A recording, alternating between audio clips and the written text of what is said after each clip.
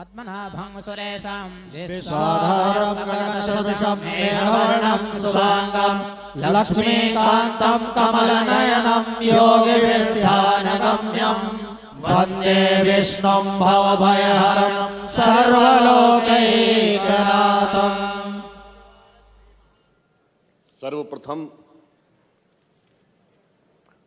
अयोध्या, मथुरा, माया, काशी, कांची, अवंतिका, पुरी, द्वारावती चैव सप्तैता मोक्षदायिका, मोक्षदायिनी नगरियों में सर्वप्रथम अग्रगण्य अयोध्या की इस भूमि को नमन करता हूं।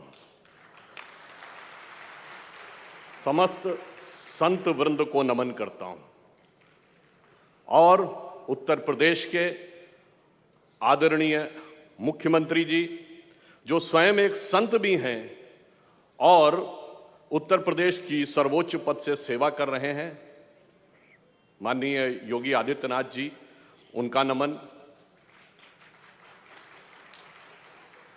अजय प्रकाश जी श्रीवास्तव,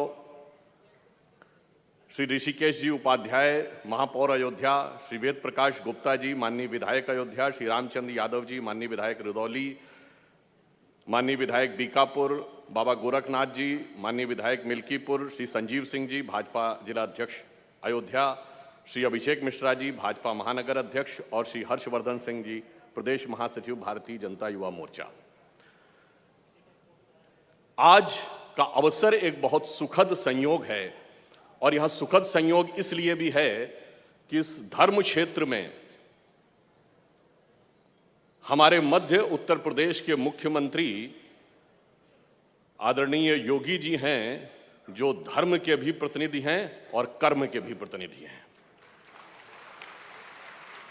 और यह देश एक ऐसा देश है जो धर्म से अनुप्राणित होता है।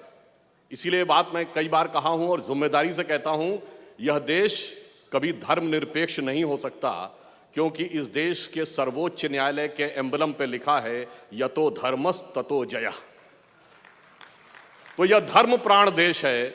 तो धर्म प्राण देश में, देश के सबसे बड़े सूबे में यदि सेवा करने के लिए, सर्वोच्च पद से कर्म करने के लिए धर्म प्राण शासक हो, तो निश्चित रूप से धर्म के पथ पर ले जाने का योग अच्छा बनता है। और ये योग ऐसे ही नहीं बनता है।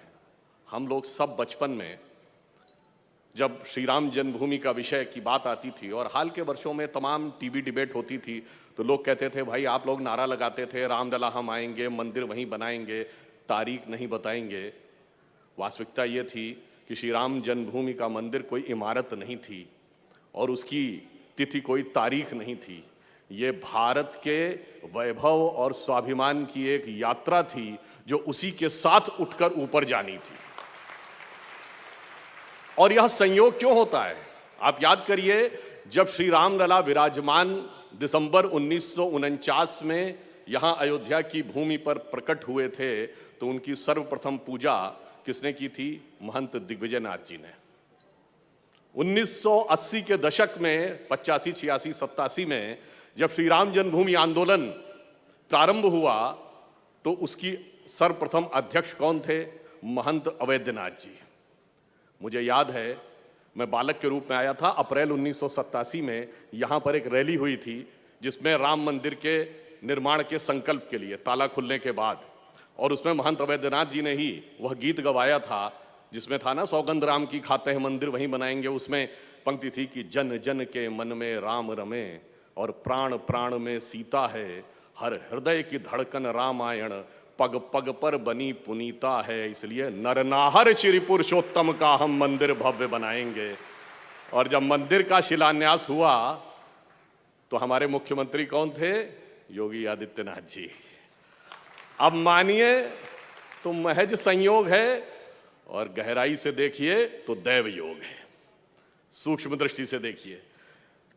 तो मैं यह भी कहना चाहता हूं कि आज जब इस जगह पे हम एकत्र हैं और महर्षि जी का यह कार्यक्रम, अभी देखिए अजय प्रकाश जी ने क्या कहा, जय गुरुदेव। भारत की परंपरा क्या परंपरा कहलाती है? गुरु शिष्य परंपरा, पिता पुत्र परंपरा नहीं होती। इसीलिए जब हम पूजा करते हैं और हाथ में जल लेते हैं तो पंडित जी संकल्प दिलाने के क्या कहते हैं? पहले अपना नाम लीजिए, अगला वाक्य क्या होता है? ये नहीं होता अपने पिता या बाप का नाम लीजिए, अपने गोत्र का नाम लीजिए। यानी परंपरा क्या है? जो आपने आध्यात्मिक परंपरा से आ रहे हैं, दैहिक परंपरा का वह महत्व नहीं है। इसीलिए आपने देखा होगा कि भगवान राम के भक्त हनुमान जी के मंदिर यत्र तत्र देखे होंगे, पर उनके पुत्र लवकुश के मंदिर दिखाई नहीं पड़ते, क्योंकि हमारे यहां आध्यात्मिक परंपरा यानी स्पिरिचुअल सक्सेशन का महत्व है। हमारे यहां बायोलॉजिकल सक्सेशन का महत्व उतना